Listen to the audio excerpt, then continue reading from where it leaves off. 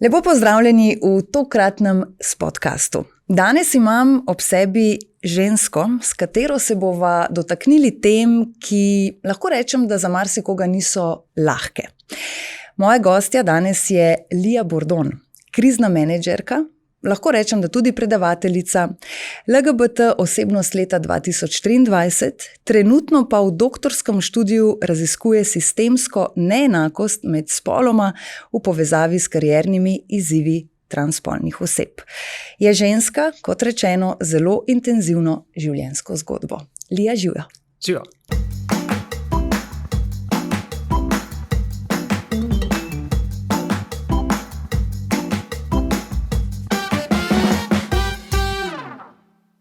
Malo daljši uvod, kot ga imam ponavadi, ampak res tudi zaradi tega, ker sem mogla kar mečkan na listek gledati, da ne bom kakšno stvar izpustila. K doktorskemu študiju se bova zagotovo vrnili v nadaljevanju, ampak seveda začeti morava pri tvoji zgodbi. Kot sem rekla, intenzivna življenjska zgodba. Mnogi te v takšnih pogovorih najprej vprašajo: Lija, kako je biti ženska? Jaz te bom pa vprašala: Lija, kako je bilo biti moški? Težko. Težko in to je večini ljudi nekako nemogoče razumeti. Z preprostega razloga. Zaradi tega, ker tisto, o čemu rečemo naša identiteta, torej način, na katerega doživljamo sami sebe, globoko znotraj nas, je tako prepričljiva, da ne dvomimo vanjo, razen seveda, če nimate te nesreče, smole ali pa sreče. Jaz bi celo upala si trditi, da je to sreča na nek način, da ste rojeni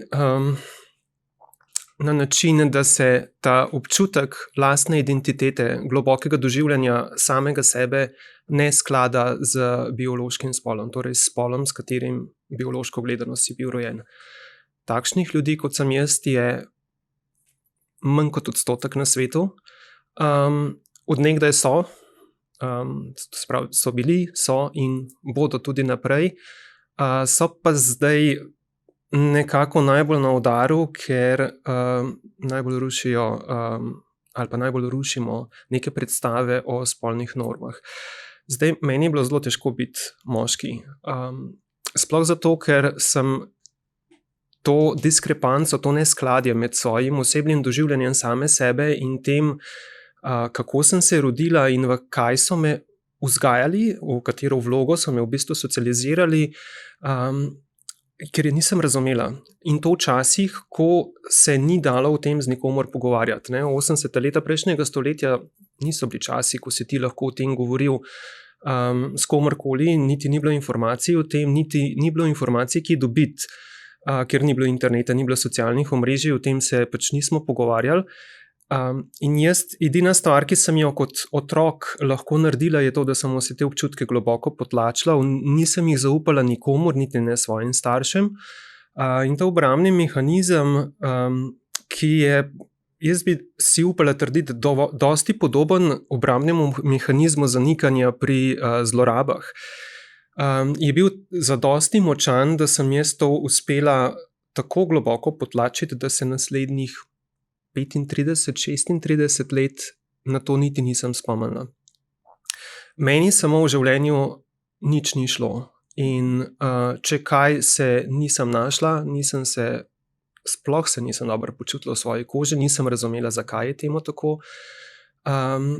Naučila sem se živeti vlogo, v katero so me socializirali, torej vlogo moškega, in ker pač sama se ne morem čutiti kot moški, niti ne vem, kako je v resnici biti moški. Jaz sem pač bila naučeno moški, sem tudi naučeno stvari vse delala tako, kot je pač pod nekih normativih, normah in pričakovanjih v naši družbi, kaj naj bi moški bil in kaj naj bi moški počel. Vključno s tem, da sem si temu primerno uredila kariero, temu primerno uredila družinsko življenje, temu primerno uredila v bistvu vse vloge, ki moškemu pritičajo. Ampak to ne pomeni, da sem bila srečna, absolutno ne. jaz sem bila res v veliki osebni stiski dolgo časa in tam nekje pri 35 letih se je ta stiska začela izjemno poglabljati in jaz sem zato začela iskati odgovore v psihoterapiji, šla sama tudi študirati. In nekako v 7 letih tega procesa je očitno pač vse to ukvarjanje s mojo notranjostjo zanikano pripeljalo do trenutka, ko so ti občutki vnovič privreli na površje. Torej, tam nekje od 7. leta naprej jih nisem več zaznavala in pri 42 so se vnovič pojavili. In to je bil en tak odrešilen trenutek za mene, ker sem prvič v življenju se zavedla, kaj je moj problem, in ko sem se zavedla, kaj je moj problem, sem tudi našla lahko rešitev. Seveda je bil pa hkrati to en tak grozljiv šok in trk z realnostjo, ter seveda strahom, kaj zdaj, kaj se bo zdaj v življenju zgodilo. Ne rabim posebej razlagati, kako smo transspolni ljudje trenutno na udaru, in jaz razumem ljudi, da ne razumejo neskladja spolne identitete z biološkim spolom, ampak lahko tukaj z vso resnostjo zatrdim, da to obstaja in da to je zelo, zelo boleč proces, v katerega ne greš slučajno zato, ker se zbudi zjutraj in nimaš nič kaj bolj pametnega v življenju za početi, ampak greš v ta proces tranzicije iz osebne stiske in želje potem, da lahko preživiš, ker gre za vprašanje življenja ali smrti. Zdaj, omenila si, ko sva pač pri teh začetkih, rekla si, da v bistvu že kot pri 7-8 letih, da si v bistvu začutila, in da je potem usahnilo to nekje do 35. leta. Se pravi, ker marsikdo vem, da se morda sprašuje, če nekdo čuti vse to v sebi toliko leta, zakaj potem vseeno si ustvarja družino, zakaj konec koncev iti v neko to, kot si rekla, tipično moško vlogo, Ampak, tako kot si zdaj rekla, če te prav razumem, v bistvu ves ta čas, ko si imela družino, oziroma ko si se odločila za družino in tako naprej, takrat niso te pomisleki o pravem spolu bili tako zelo močni. Ne, sploh jih ni bilo, ker je dejansko to možno, da se to dejansko čisto ugasne? Mislim, seveda. Zanikanje je eden od obrambnih mehanizmov, ki je morda najmočnejši, ki ga imamo na voljo, in ga imamo na voljo ravno zato, da se naredi ta prelom v zavesti in da se iz zavestnega dela doživljanja, kjer je huda stiska, pač zadeve porinejo v globoko v podzavest, do katere zavestni del naše osebnosti pač ne more priti, zgolj zato, da lahko preživimo, ker je ta stiska, kakršnakoli, zdaj pač v mojem primeru je bilo to neskladje spolne identitete, lahko bi bilo pa karkoli drugega, lahko bi bila zloraba, lahko bi bilo, čustveno drugo izseljevanje. Karkoli, kar nas spravi v osebno stisko, je eden od obrambnih mehanizmov potlačenja z zanikanjem in je zelo učinkovit. In zato jaz pač nisem teh občutkov bila sposobna povzdigniti, priti z njimi v stik. Šele po letih psihoterapije sem lahko prišla do tega res to globokega stika samo s seboj, da so tudi ti najbolj grozni občutki, ki jih je bilo treba najbolj potlačiti, spet prišli na površje. In da sem se lahko z njimi soočila in da sem lahko z njimi nekaj naredila. In šla recimo v tranzicijo, da zdaj lahko normalno živim, brez vseh teh nekih neskladij. Je pa zanimivo to, da spolna identiteta in vse, kar je povezano z spolno usmerjenostjo, to je zelo kompleksno. Tega se ne da določiti preprosto tako, kot lahko določimo, če zlijemo, modro barvo in jo zmešamo z belo barvo, bomo dobili roza barvo. Ne grejo stvari pri človeku tako enostavno. Spolna identiteta, torej kako doživljaš samega sebe, in tvoja spolna usmerjenost, torej kdo ti je spolno, čustveno, romantično privlačen, sta dve popolnoma ločeni stvari med seboj. Zdaj, seveda, v nekje esencialnih krogih ljudi, kjer pač jemljemo stvari kot naravne in takšne so po naravni poti, velja, da je tvoja spolna usmerjenost, pa da se tvoja spolna usmerjenost in spolna identiteta skladata. Zakaj? Zato, ker je 90% ljudi heteronormativnih, kar pomeni, da se spolna identiteta sklada z biološkim spolom in spolna usmerjenost je praviloma privlačnost do nasprotnega spola. Vendar pa tudi v živalskem svetu temu ni tako. Ne? Približno 10% populacije, pa lahko vzamete karkoli želite, ne? Tudi v živalskem svetu je pri stotinah in stotinah živalskih vrst dokazano vedenje, ki ni heteronormativno. Pri levih, pri pingvinih, pri žirafah, pri opicah, pri ribah. In lahko bi še naštevala naprej. Ne? Približno, in ta odstotek zelo varira, ampak vsaj 10% populacije bi temu lahko rekli, da je v LGBT spektru. In spolna usmerjenost je pač ena od teh stvari, ki so v naravi narejene tudi tako, da so lahko drugačne od heteronormativnosti. Lahko ti je pač všeč oziroma privlačen nasprotni spol, lahko ti je privlačen isti spol, kot ga imaš sam, lahko sploh ni to vezano na spol, lahko sploh ni vezano na seksualnost. Skratka, človeška bitja smo zelo kompleksna, ne? In ne da se nas stlačati v kalup. Nič v naravi se ne da stlačati v kalup. Ne? Še nesnovni svet je v bistvu raznolik, ne? Kaj šele živi del narave, da o človeku sploh ne govorimo, ker imamo poleg tega, da smo pač živa bitja, imamo tudi svoj zavestni del, imamo svoj razumski del, imamo svobodno voljo, lahko se odločamo, imamo možnost akcije, skratka, imamo frontalni korteks, imamo kupico nekih stvari, ki nam omogočajo, da delujemo drugače, kot delujejo vnaprej programirani roboti. In je to pač čist normalen del človeškosti. Stvar se zdaj problematizira zaradi tega, ker ta normalen del človeškosti postaja moteč za tradicionalen pogled na svet in kako bi stvari pač morale funkcionirati. Ob tvojih odgovorih priznam, da se mi porodi 1001 vprašanje, tako da bom poskušala ne skakati iz tematike precej stran, ampak omenjala si to privlačnost tudi, ne? Ta privlačnost, če sem te zdaj čisto pravilno razumela, v bistvu ne bi mogli reči, da se je tebi zaradi tvoje tranzicije spremenila ali pa da imaš drugačen pogled na to neko privlačnost, kot si jo imela prej. Govorijo o spolni privlačnosti. O spolni privlačnosti.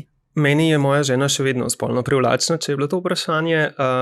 Tudi ženske so mi še vedno spolno privlačne. Je pa res, da se proces spolne privlačnosti je povezan pač z našimi notranjimi procesi in verjetno deloma tudi z našim hormonskim ravnovesjem.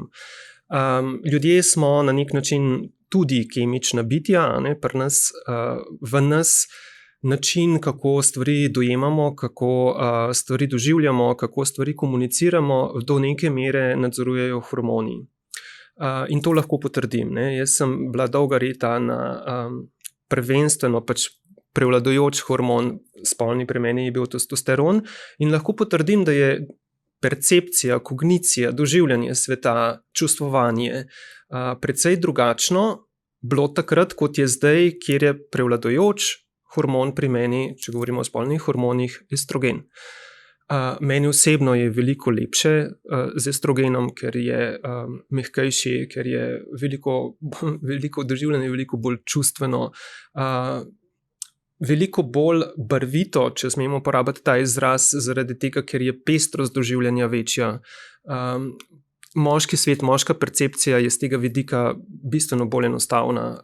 Bolj črno-bela v nekih trenutkih. V bistvu, bolj plus minus 0,1, ne? Pa ne želim zdaj v bistvu delati neke razlike v smislu, kaj je boljše, kaj je slabše, samo pač različno je. Ne? In je normalno, da je različno in tudi to ima svojo funkcijo v naravi in v življenju. In očitno je del tega, kdo nam je spolno privlačen, povezan tudi s hormoni. Ker meni so še vedno ženske pač spolno privlačne, vendar pa dopuščam možnost, da je moj odnos do nasprotnega spola zdaj drugačen, kot je bil odnos, ko sem bila v bistvu prvenstveno v moških spolnih hormonih, recimo, če temu tako zelo poenostavljeno lahko rečem. Tako da dopuščam možnost, da se tudi na tem področju stvari lahko spremenijo, kar pa ne pomeni, da imam kakršnokoli željo ali tendenco zapustiti svojo ženo ali svojo družino. Absolutno pač ne. Zdaj, glede na to, da omenjava ženo in družino, vem, da si o tem že govorila in da odprto o tem govoriš. Morda se bom v kakšnem vprašanju majčkeno ponovila že poznanimi informacijami, pa vendarle ne morava čist mimo tega. Še vedno, rekla si, še vedno me privlači moja žena, a ne? Dejstvo je, da je žena še vedno ob tebi, se mi zdi, da je nekaj, kar ne vem, če verjetno lahko, ne vem, prešteješ na prste obeh rok ali pa na eno roko, koliko še takšnih parov morda poznaš po svetu, da uspejo to ohraniti. Ja, ne veliko, ne. Pa si že morda prej kdaj imela ta občutek, da je žena tako zelo odprta do takšnega razmišljanja, ker sigurno sta že kdaj tudi pred tem imeli pogovore o tem, sta kaj videli po televiziji, prebrali, pa je kakšna debata na to nanesla. Ali te tudi tebe v resnici na nek način šokirala ta njena, ne bom rekla lahkotnost, ker zagotovo ni šla lahkotno v to, ampak... Ja, razumem, ja. Težko rečem, kolikokrat se midve o tem pogovarjali, če sva se sploh daj, ker načeloma ni bilo na nek način. Mislim, mi smo kot družina ali pa midve kot starša smo zelo odprti. Meni je zelo pomembno, da se moji otroci naučijo, da je svet raznolik in da je treba to raznolikost znati sprejemati. Tudi če se z njo ne strinjamo, je pač treba dopustiti možnost enake pravice do obstoja, kot si jo jemljemo v bistvu sami. Tako da nikoli nismo ljudi rangirali po ali dajali po škatlicah v smislu primeren, neprimeren, vreden življenja, nevreden življenja, vreden obstoja, nevreden obstoja, ker se mi zdi, da so vse te škatlice precejšen balast, ki povzročajo prej kot karkoli drugega ogromno neke bolečine in razkola. In mislim, da pač tega v današnjem času ne potrebujemo več. Ne? Mislim, da je bilo prelite dovolj krvi skozi zgodovino, mislim, da je bilo uničenih dovolj življenj skozi zgodovino. Ob vsem tem vedenju, ki ga imamo danes, to res ni več potrebno, če se vpraša mene. Ženo se pa o teh stvarih nisva pogovarjali, zato ker nisva imeli v bistvu niti potrebe za to. Nama je najin odnos funkcioniral in še danes funkcionira, kar pomeni, da je v tem odnosu vse, ne? Kot se v angleški izraz bi bil the good, the bad, the ugly, torej lepe stvari, slabe stvari, boleče stvari in mislim, to je življenje, ne? To je življenje in odnosi so del življenja, kar pomeni, da v odnosih, če je pravi odnos in meni je sprejemljiv samo en odnos, ki je lahko iskren, odnos, ki temelji na svobodi odločitve in odnos, ki ob tej svobodi odločitve seveda nosi zavedanje odgovornosti za te odločitve. To so 3 stvari, ki v odnosu morajo biti, ker če ni teh 3 stvari v odnosu, potem je odnos ali A zaigran, in ali je to trgovina. V obeh primerih je pa to pač nekaj, kar na dolgi rok pušča vsaj enega od teh 2 v slabšem prizadetem položaju in v takšnem odnosu na koncu izgubita oba. Tako da midve sva ves čas že gradili svoj odnos pač na teh 3 predpostavkah, ne? Na iskrenosti, na svobodi in na odgovornosti. In ko se je zgodila pač ta stvar z mojo realizacijo in potem tranzicijo, sem seveda jaz pustila moji ženi in seveda tudi otrokom, da se svobodno odloči. Jaz dejansko nisem pričakovala, da bodo ostali z mano. Jaz sem se zavedala, da 80% transspolnih ljudi zgubi vse, več kot 90% zakonov in zvez pač razpade in propade. Jaz sem vedela, da nimam izbire, kar pomeni pač, da lahko izbiram med tem, da si vzamem življenje ali pa da poskušam preživeti. Tako močno se je to takrat zgodilo. Ja, tukaj ni izbire. Mislim, jaz sem razmišljal na začetku o 3 opcijah. Ali naredim samomor, pa ga nisem uspela, ali pač poskušam živeti zlagano življenje še naprej, kar absolutno nisem več bila v stanju narediti, ker bi se mi preprosto, to ni bila opcija. Enostavno ni bila opcija. Ali pa da se s tem soočim. In ženi sem dala popolnoma enako svobodo. Če si jo jaz lahko za sebe vzamem, da sem zvesta sebi, ima vsaj takšno svobodo in takšno polje svobode tudi ona. In seveda to se zdaj ni zgodilo kar tako, ja, ko bi povedala jaz novico, da gremo na mest, ne vem, v hribe ta vikend, pa pač na morje. Seveda je to zahtevalo tudi na strani moje žene nek proces, obe dve sva šli skupaj skozi vsaka svoj proces, pa skupaj sva se morali marsikaj izmeniti, ampak na koncu sva v bistvu ugotovili, da ni razloga, da bi šli narazen. Zaradi kupice stvari, ni bilo razloga, da bi šli narazen, verjetno nimava zdaj časa, da bi šli skozi vse. In izkazalo se je, zdaj, ko gledam nazaj, zdaj je to že 4 leta, od takrat, ko sem jaz to povedala, dejansko funkcioniramo bolje, kot smo funkcionirali prej. Seveda deloma tudi zaradi tega, ker jaz lahko zdaj živim življenje drugačno, tudi moj način življenja je zdaj drugačen. Tudi način, na kakršnega funkcioniram, je drugačen. In seveda to, kar se dogaja znotraj nas, se absolutno pozna tudi v dinamiki družinskega življenja, v medsebojnih odnosih. Zato če kaj se splača v življenju vlagati, se splača vlagati v osebni razvoj in ukvarjanje s lastnimi problemi, ker tisto, kar razrešimo pri sebi, ne bomo nosili v naše odnose, kar razrešimo pri sebi, ne bomo dajali naprej svojim otrokom. Skratka, poskrbeti za svojo notranjo higieno se mi zdi ravno tako, govorim v pač neki skrbi za duševno zdravje, se mi zdi vsaj tako ključno, če ne bolj, kot skrbeti za oprane lase in umite zobe. Zdaj, prej si lepo rekla, v smislu, žena me še vedno privlači. In v tem procesu, zdaj, ko si razlagala o družinski dinamiki, sem prav to pomislila, da v bistvu seveda se je za tebe ogromno spremenilo, ne me narobe razumeti, ampak ti svojo ženo še vedno vidiš skozi iste oči, njena podoba je še vedno enaka, kar dejansko žena ne more tega več reči. In tukaj dejansko bi lahko rekli, da je tudi pri njej bilo zelo ključno to vprašanje. Ne samo, ali bom lahko znotraj odnosa, sej vemo vsi, sej lahko bi tudi bil nek dogovor, bomo ostali skupaj za voljo otrok, zaradi tega, da pač ostanemo kot družina, pa bi bil vajin odnos lahko izključno samo prijateljski. Verjetno tukaj veliko pripomore tudi njena stran, kako ona lahko zdaj gleda na vse skupaj. Ali gre ta odnos v smeri 2 prijateljic, 2, sostanovalk, ali je tukaj lahko še prostor za, dotike, intimo in tako naprej. Ja, absolutno, seveda, normalno. Pa si se kdaj v tem procesu mogoče ustrašila, bala, da ne bo zmogla, ne to ostati skupaj, ampak da ne bosta tega zmogli? Ja, seveda, mislim, ta strah je bil ravno tako živ, kot je bil strah živ, da mi nič drugega ne bo, tudi izven recimo družinskega življenja in osebnih odnosov, da mi tam ne bo nič ostalo. Mislim, to je bil dejansko eksistencialen strah.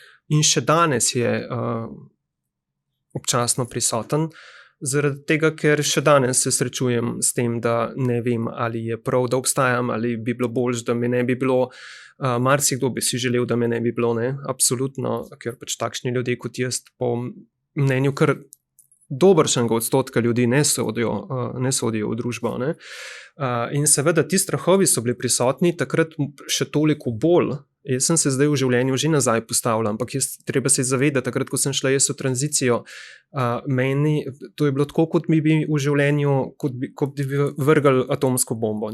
Praktično vse se je razletelo, moja kariera, moji osebni odnosi s primarno družino, nisem vedela, kaj mi bo ostalo v bistvu od moje socialne baze, če sploh kaj. kaj bom delala, od česa bom živela, ali bom sploh lahko preživela. Jaz sem sam vedela, da ne morem preživeti več tako, kot sem živela do takrat. Vse drugo mi je bila pa ena sama neznanka, ne? Kot bi me vrgli iz vakuma v neko čist novo realnost, o kateri nisem vedela v bistvu nič. Ne? In seveda sva z ženo na nek način, ne glede na to, da sva ta odnos odpeljali naprej, sva marsikaj o tem odnosu morali odkriti na novo, spoznati na novo. Tudi konec koncev o teh stvarih, kar sem prej govorila. Seveda, absolutno. Ne. In o intimi, in o tem, kako funkcionirava pač kot par, in kot starš, kot žena in žena, ne. Kot starša, kako funkcionira. Mislim, vse je bilo na nek način treba na novo spoznati. Ne. Jaz sem imela ogromno dela z spoznavanjem, kdo v resnici sem in kako se to, kar sem, želi skozi mene, resnično mene izraziti zdaj v svet, kako se jaz želim izražati. In to je, zato pa ta proces nikoli ni enostaven in ne more se zgoditi čez noč. Ne? In ker se pač ne more zgoditi čez noč, ker se ne moč kar zvečer pospraviti v posteljo ali pa v neko omaro, iz katere zjutraj stopiš pa neka nova osebnost, je ta stvar toliko bolj zahtevna. Ne? In toliko bolj zahtevna ne samo za tistega, ki gre skozi to, ampak seveda tudi za tiste, ki s tem človekom pač živijo. Ne? Zdaj jaz ti bom povedala iskreno, da veliko nisem niti želela brati o teh stvarih, predno se s tabo dobim na tem pogovoru, ravno zaradi tega, ker sem želela z vprašanji mečkano izhajati iz, če lahko rečem po domače, čistega firbca. In zdaj me tukaj dejansko zanima, ali lahko pride v takšnem primeru, zdaj, ne v tvojem primeru, ker praviš, da je bila ta sila noter tako močna, ampak ali obstajajo pa primeri, kjer pa potem čez nekaj let pa vendarle rečejo, ne vem, če sem se prav odločil. Ja, obstajajo primeri. Pa bom, hvala za to vprašanje, zato ker to je eno najbolj tudi pogostih argumentov na strani nasprotnikov transspolnosti, da je pač to neka izmišljena stvar, ki jo ljudje v bistvu delajo iz bog ved katerega razloga in potem to obžalujejo. Ne? Zdaj, to je uradna statistika na podlagi študij, znanstvenih študij. Jaz se niti ne bi drzel na drugih podatkov kot bodoča doktorica znanosti daja to javnost, ker se mi zdi to skrajno neresno in neodgovorno. Ampak študije kažejo, da je odstotek ljudi, ki obžalujejo odločitev, da so šli v tranzicijo, nižji od 1%, od 1%. In še v teh primerih, manj kot 1%, jih gre večina v detranzicijo, tako imenovano, ne, v povratni proces, zaradi tega, ker je breme življenja po tranziciji preprosto bolj nevzdržno, kot je bilo pa breme življenja pred tranzicijo. Zaradi izključevanja v družbi, zaradi izgube družine, doma, možnosti za zaposlitev, diskriminacije takšne in drugačne, sovraštva, vsakdanjih težav in problemov, s katerimi se kot transpolna oseba srečuješ. Večina ljudi, ki grejo v detranzicijo, od tega 1%, ki obžaluje, gre nazaj zato, ker pač enostavno ne morejo preživeti. In bom dala samo za kontrast, zato da bomo jasno stvari postavili na svoja mesta. Ne? Odstotek obžalovanja ljudi, ki se poslužujejo estetskih operacij, varira med 30 do 60%. 30 do 60%, malo zavisi, o katerem posegu se pogovarjamo. Se pogovarjamo, o augmentaciji prsi oziroma povečanju prsi, ali se pogovarjamo o rekonstrukciji nosu, ali se pogovarjamo o čem drugem, ampak odstotek obžalovanja pri estetskih posegih je med 30 do 60%. Pa se z estetskimi posegi, ki so ravno tako posegi v telo, ne, ki jih ljudje počnejo ravno iz istega razloga, kot jih počnemo transspolni ljudje, zato da bi se približali nekemu idealu nečesa, kar misliš, da je pač ideal, ki ga zasleduješ, ali je to feminilnost, ali je to maskulinost, ali je to karkoli pač drugega že. Iz istega razloga počnemo oboji, pa je obžalovanje pri ljudeh, ki niso transspolni ljudje, med 30 do 60% za operativne posege. Pri transspolnih ljudeh je pa obžalovanje v 1%. In v 1% grejo ljudje v detranzicijo, in še to zato, ker pač enostavno grejo zaradi nesprejemanja v družbi.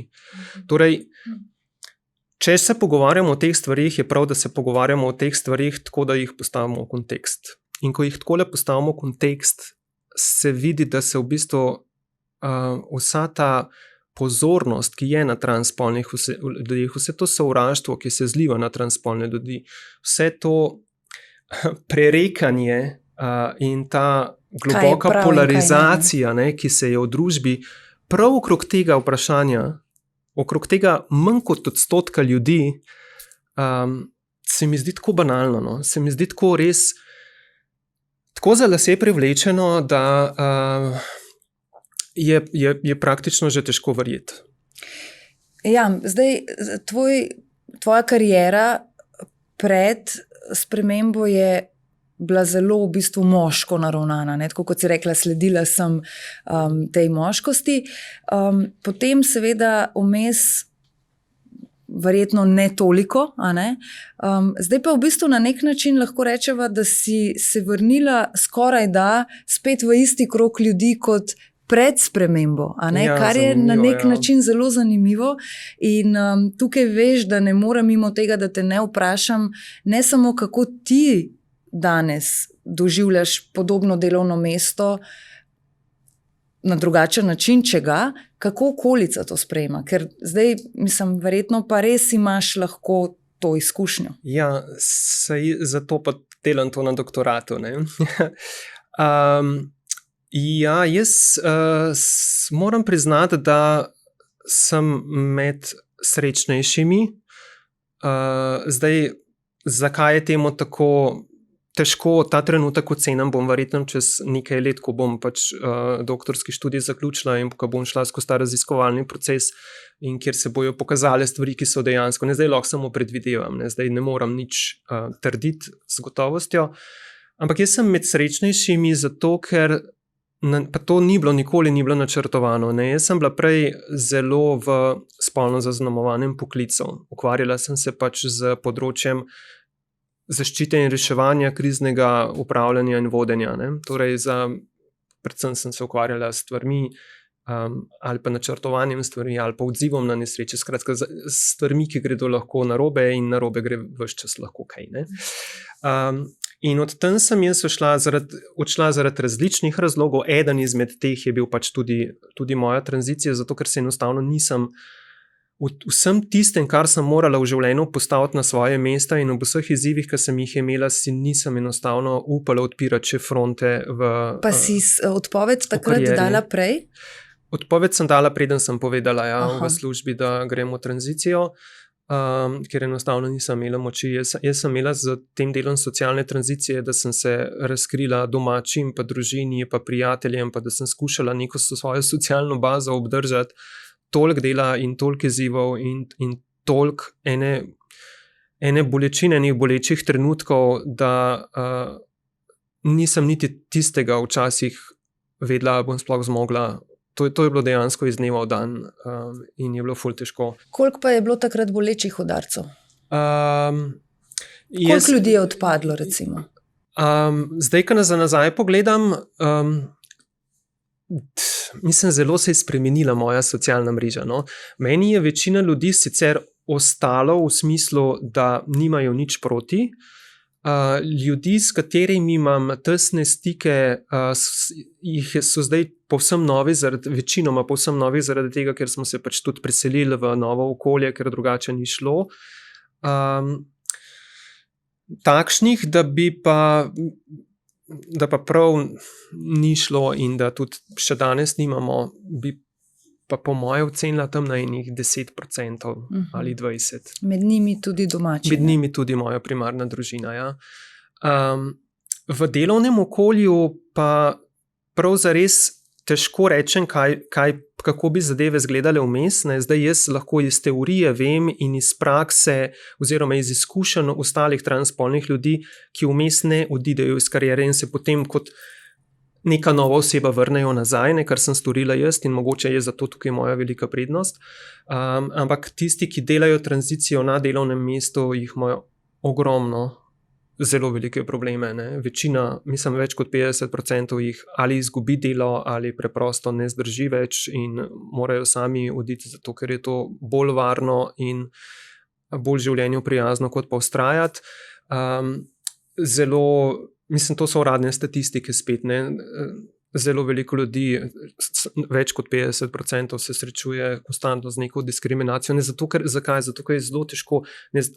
Zamisel si, da si v bistvu danes tako v službi, potem greš pa v nek proces spremembe, ki je seveda tudi spremembe na vseh področjih in ta sprememba poseže v sam srž dojemanja sveta, kjer je vse vezano na spol in spolne vloge. Čisto vse, kar mi počnemo v življenju, je vezano na spol in spolne vloge. Še posebej za ženske je teh stvari, kaj mora izpolnjevati, kako mora izpolnjevati, kaj lahko, kaj česa ne sme, kaj ji pritiče, kaj ne, kako se mora vesti, kako se mora obnašati, kako mora biti Čutiš tega zdaj več? To se še lahko dotakneva. Ja, absolutno se to čuti. Ne, predvsem za ženske je tega precej, kdo sme biti, zakaj ne sme biti in tako naprej. In to je težko, ne? In ti to ne moreš čez noč narediti. Ne? Ti se spreminjaš v bistvu počasi in si nekje vmes. Jaz sem temu rekla, da nisi ne ptič, ne miš, ne? In jaz sem ta čas teh dobri 2 leti se praktično zaprla v svoj dom in omejila v bistvu socialne stike na izredno majhno število ljudi. Vse stvari, ki sem jih morala uradno početi, ali so zahtevali pač prisotnost tistega, ki je bil na dokumentih takrat napisan in je izgledal tako, kot je bilo na dokumentih, sem pač zagotovila, da sem se pač, če je bilo treba, tudi po 4-5 na dan prelevila iz resnične osebe v tistega, ki ga je svet pričakoval. In mogoče sem si s tem na nek način olajšala ta del, da sem se lahko potem, ker mene ljudje vmes pač niso videli 2 leti pa pol. Ne? In ko sem se vrnila nazaj, sem se vrnila v bistvu takšna, kot sem danes. Očitno dovolj dobra, da po normah in stereotipih nisem vzbujala na pogled nekega nasprotovanja in zgražanja. S svojim delom pa strokovnostjo sem se pa že prej in se še vedno skušam pač dokazati, ker delo, ki ga upravljam, ne glede na to, da je to v spolno zaznamovanem poklicu, mi je pa vendarle dragoceno, ne rada to počnem. Ne. Rada se ukvarjam z razreševanjem problemov, rada se ukvarjam, dobro funkcioniram takrat, kadar je stvari treba potegniti iz nič neke rešitve. Zelo rada delam timsko z ljudmi, zelo rada se ukvarjam z vodenjem, še rajš kot to, da delam stvari, ki jih sama počnem, rada gledam, kako drugi uspevajo v svojih nalogah, sploh takrat, kadar ne verjamejo, ne zaupajo to, da so sposobni to narediti. Ne. Te stvari mi je zelo dragoceno gledati in v kriznem menedžmentu večinoma stvari nikoli niso dnevo enake, ne. Vedno se dogaja nekaj novega. Meni rutinsko delo nikakor ne paše in jaz sem rada v dinamičnih okoljih, rada delam stvari, ki jih nisem delala še nikoli prej, rada se vsak dan naučim kaj novega in zato ves čas probavam kakšne nove stvari, ne, tako ne ustrašim se nobene nove naloge. Je res, da mi je neko suhoparno delo, ukvarjanje z nekimi, ne vem, razpisi in podobnimi stvarmi je dolgočasno, ampak ta dinamika tega okolja, odzivanja na nesreče kriznega menedžmenta mi je pa dragocena in to rada počnem in to z veseljem počnem. In bom počela, dokler bom lahko. Ne. Sicer me zdaj vedno bolj vleče v akademski svet in akademske vode, bi si želela tam kariero nekoč nadaljevati. Ampak ja, ta pestrost in raznolikost je nekaj, kar meni izjemno paše in ustreza. In moram priznati, da me sodelavci sprejemajo lepo. Mislim, jaz dejansko večino časa nimam občutka, da bi bilo karkoli narobe zaradi tega, ker sem pač jaz prisotna v okolju in sem izjemno vesela in srečna zaradi tega in izjemno hvaležna in to gre nasprotje s tistim, kar načeloma transspolni ljudje doživljajo, ne? In bom probala tudi skozi doktorat raziskati, zakaj sem na srečo v tako privilegiranem položaju, ne? Ker večina pač ni. Ja, in v bistvu veš tudi tako, ko razmišljam, se mi zdi, da marsikdo bi, ali pa si morda zdaj v tem trenutku, ko to poslušam, misli, v smislu, sej sprejemam in nimam težav s tem in konec koncu večkrat slišimo in rečemo, naj vsak živi kot mu paše, potem pa se pri večini ali pa pri velikem odstotku ljudi pa zatakne, ko so v igri otroci. Tam se mi zdi pa, da je še ponavadi tako, da pri tistih, ki rečejo, ne, se jaz sprejemam, sami ko so pa enkrat otroci v igri, to pa ne vem. Ampak dejansko, zdaj, ko te poslušam v tvojem primeru, mislim, sej verjetno, če prej tega klica tako močnega ni bilo, si mislim, kako velika stiska je mogla biti tudi o tebi takrat, ker si konec koncev vedela, da to lahko na otroka vpliva na zelo različne načine. O povezavi vprašanja transspolnosti za otroci bi se lahko en cel podcast samo o tem pogovarjali. Ampak če se samo dotaknem 2-3 najbolj perečih stvari, ki sta tudi pogost argument proti temu, kar sem jaz v življenju naredila. Prva stvar, jaz pa nisem edina, sem živ dokaz, da občutki, ki sem jih imela v otroštvu, niso bili lažni.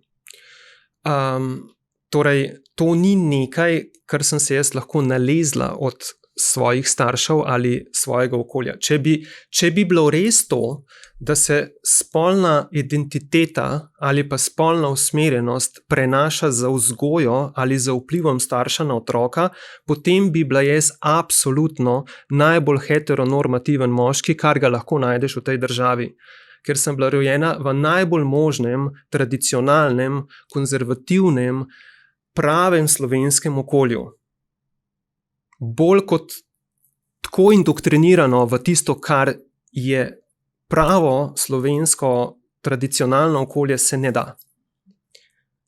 Pa sem očitno, je moja spolna identiteta stvar nekih drugih faktorjev. Ker jaz sem že pri 6 letih, 7 vedela, da nekaj ne štima, nisem razumela, kaj ne štima, nisem se imela s kom to pogovarjati in pri 42 sem naredila tranzicijo. In zdaj jaz imam 2 najstnika doma, 2 sinova, ki sta šla skozi proces tranzicije z mano, ko je bil starejši star 13 let, mlajši pa 2 leti mlajši, torej 11. Če bi bilo res, da se spolne identitete lahko nalezeta od mene, bi verjetno bila takšna, kot sem jaz. Ampak sta oba, ne bom o njiju govorila, zato ker se mi ne zdi pošteno, da govorim o njuni spolni usmerjenosti, ampak lahko zatrdim, da sta oba po vseh heteronormativnih normah. Zelo udobno se počutite v svoji spolni identiteti, ki je skladna s spolom, ki ga pač sta prinesla biološko na ta svet. In mi smo se ukvarjali nedolgo nazaj z prvimi ljubeznimi in prvimi srčnimi težavami in več od tega ne bom šla, zato ker ne želim pač otroke izpostavljati v podcastu. Ampak ja, nič se nista nalezla, ker se ne morata nalezti. Ker prav zares, mislim, realno, dajmo se postaviti v lastno kožo, pa se realno dajmo vprašati, ali je katera avtoriteta na tem svetu, kakršnakoli, naj bo to moralna, naj bo to verska, naj bo to kakršnakoli avtoriteta, te lahko prepriča, da se v sebi počutiš drugače, kot se počutiš. Govorim o tem, kako doživljaš sebe v svojem spolu. Ja, če to zelo, zelo, zelo poenostavim, je tako, kot da ko si ti jezen, bi ti nekdo rekel, ne smeš biti jezen. Ja, če pa sem.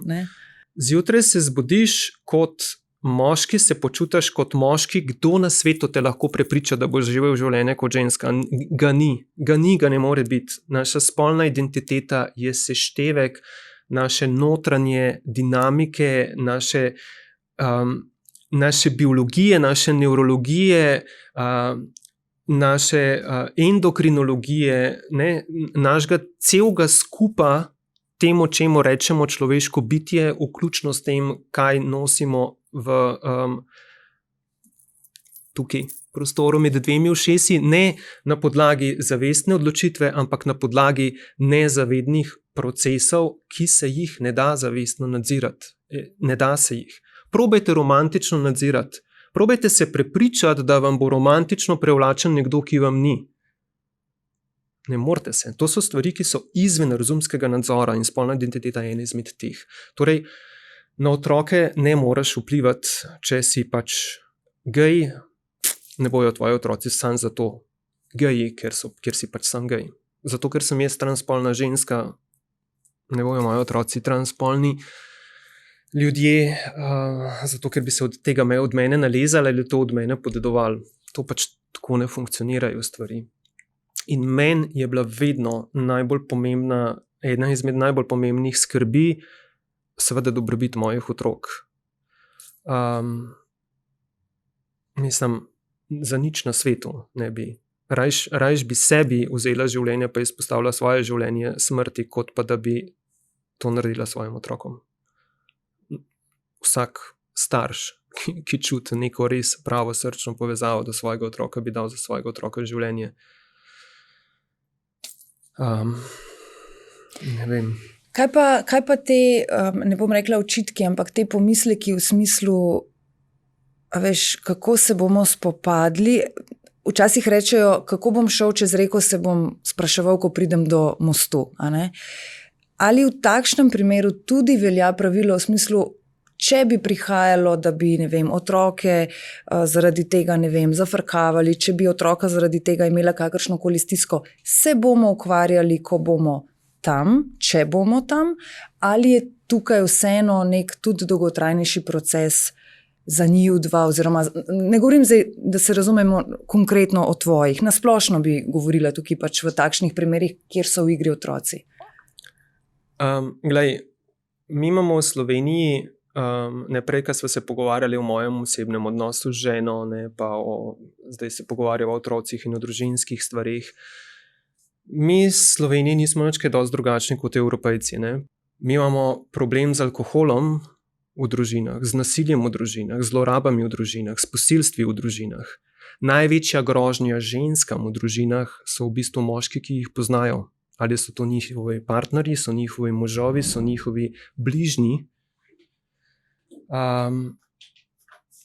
Torej, ko se pogovarjamo o tem, koliko negativno lahko transspolni starš vpliva na otroka, spet jemljemo nekaj, problematiziramo nekaj in postavljamo v kontekst, ki ni problematičen, če človek, ne glede na to, kaj je po spolu, ni problematičen.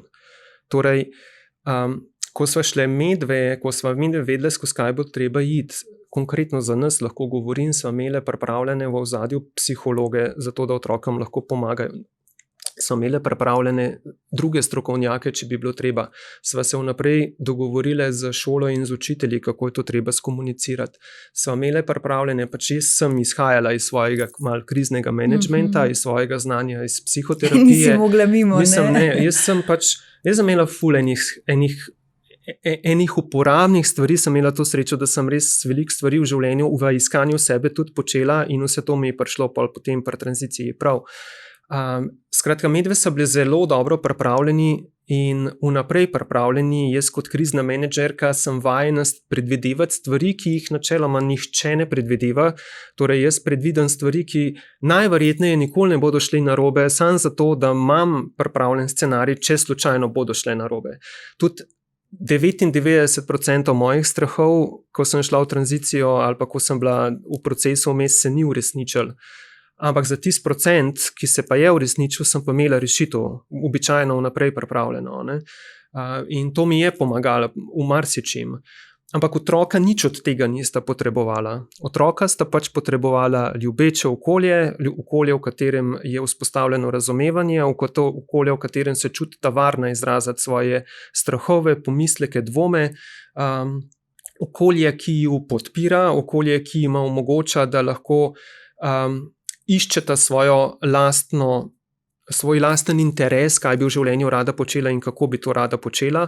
Okolje, ki uči samostojnosti, okolje, ki uči odgovornosti, in to je bila najna primarna skrb.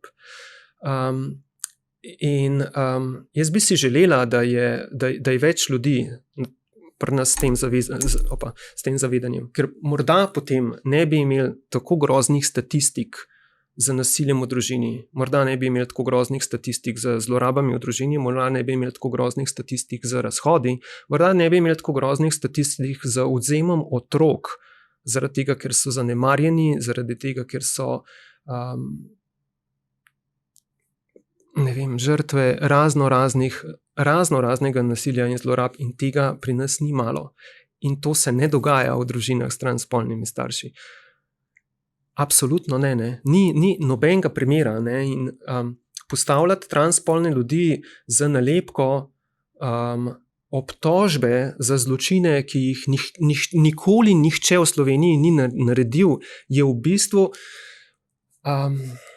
z namenom vzbujanja močnih čustev nasprotovanja in sovraštva do zelo majhne skupine ljudi, ki predstavlja manj kot odstotek, predstavlja pa seveda hkrati problem zaradi tega, ker če kaj spolni ljudje, potem definitivno delamo pa eno stvar.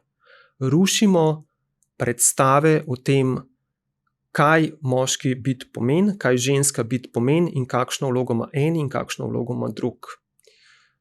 Ker če sem jaz kot transspolna ženska lahko svobodna v svojem odločanju in lahko živim svojo identiteto, pa na to ni pripeto vse tisto, kar sicer pripnemo na ženske, kaj je njihova primarna vloga v tradicionalnem okolju, potem sem definitivno moteč element in me je treba odstraniti. Ker če jaz lahko, potem tudi vse ostale ženske lahko. Ja, in zdi se mi, da v bistvu zgodba Lije Bordona, ki se zdaj pojavlja v medijih, ki se izpostavlja konec koncev, ki deliš svojo zgodbo, da dejansko vedno bolj tvojo sporočilnost razumem v smislu, kaj pol kdo reče, ja, sej, super, v redu, je tako čutila, ampak zakaj potem moramo zdaj o tem govoriti, Ampak morda pa ravno nekateri lahko skozi ta pogovor, tudi morda skozi ta pogovor, ki ga zdaj le poslušajo, lahko pridejo do nekih, bom rekla, drugih spoznanj ali pa morda, spoznajo neko resnico, o kateri niso prej niti razmišljali, ker morda pa me popravi, če se motim, ampak zelo velikokrat dela neke zaključke, neka mnenja se postavijo, tudi sovraštvo konec koncu, na podlagi nevednosti. Absolutno je največji spodbujevalec strahu nepoznavanje stvari. Mi to je naravno, evolucijsko vgrajeno v nas, da se bojimo stvari, ki jih ne poznamo. Zaradi tega, ker če ne poznamo in nas je strah, bomo previdno pristopili do stvari, če sploh bomo, ker je lahko nevarna za življenje. To je nekaj, kar je vgrajeno nezavedno v nas in je evolucijsko tam zato, da smo lahko preživeli včasih, ko nismo imeli vseh teh stvari, ki so nam danes na voljo in nam zagotavljajo varnost. Ta človeška zgodovina človeškega razvoja, gledano časovno, ni tako dolga. In evolucijsko se stvari v organizmih spreminjajo bistveno bolj počasi, kot pa smo ljudje sposobni, kot smo pa ljudje priča spremembam v tehnološkem, znanstvenem in ostalih smislih. Naša evolucija ne sledi časovno našemu napredku sicer.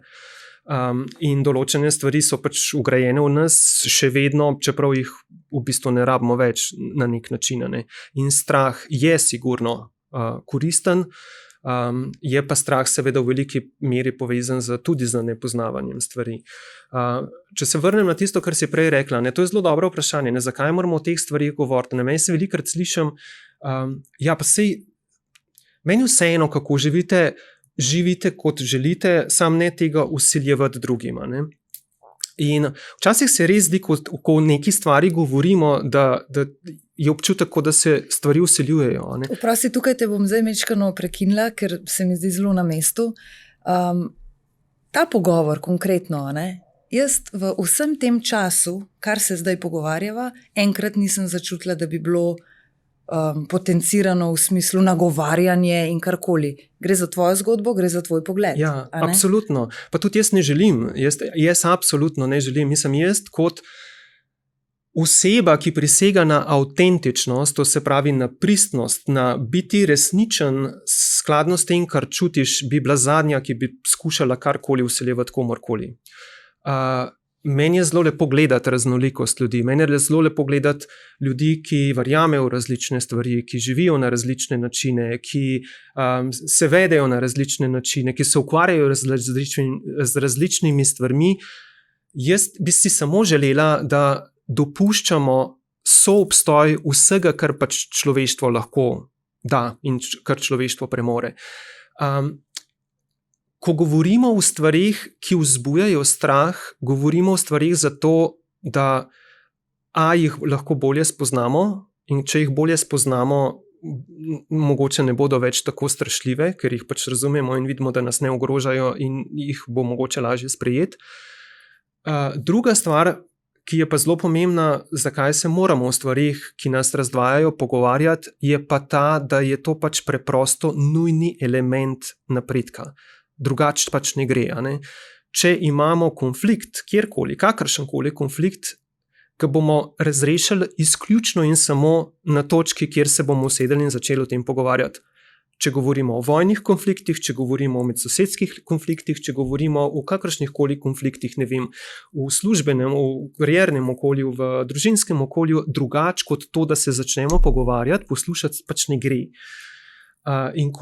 Zakaj jaz govorim o teh stvarih? Zaradi tega, ker želim, da ljudje slišijo mojo zgodbo, ne zato, ker bi se jaz želela ven metati, ker bi si jaz želela lastne promocije, absolutno ne. Jaz govorim o tem zaradi tega, ker sem želim pokazati, da sem zgolj človek, ki živi svoje življenje, tako kot čuti, da je prav, se ob tem zaveda, da moj način življenja je moj način življenja in z njim absolutno ne želim komorkoli povzročati kakršnekoli škode.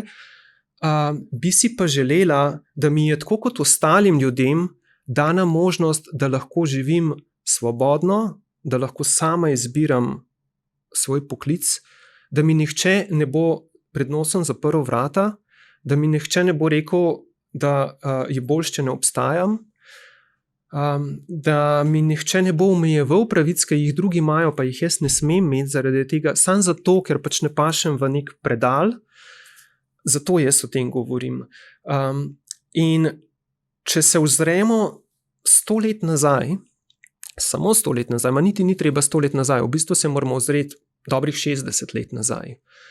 Danes se zdi absolutno samoumevno, pa ne vem, koliko časa še bo samoumevno, ker stvari se odvijajo v svetu trenutno na nek zelo čuden in nepredvidljiv način in nihče ne ve, kaj se bo na koncu stimali iz tega, kar se nam zdaj dogaja, ampak če zanemarva ta del prihodnosti, če se ozreva 60 let nazaj, to, kar se danes zdi samoumevno, da ženska lahko vozi avto, da lahko voli, da lahko obiskuje fakulteto, da je lahko lastnica nepremičnine ali kakršnega koli imetja, da lahko odpre svoj bančni račun in razpolaga sama svojim denarjem. Vse to, kar sem zdaj naštela, tega ženske pred 70 leti niso imele.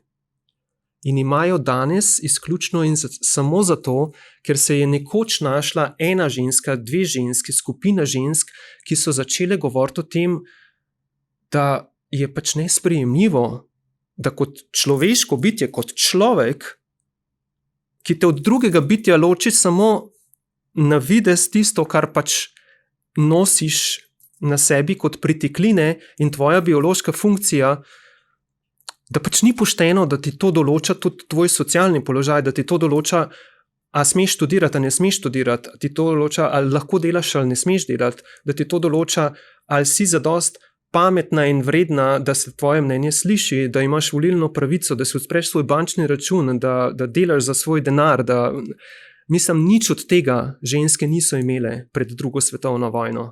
Nič od tega. Govorimo o stvarih, ki niso zato, da jih lahko popravimo, pa s tem ne delamo nobene škode.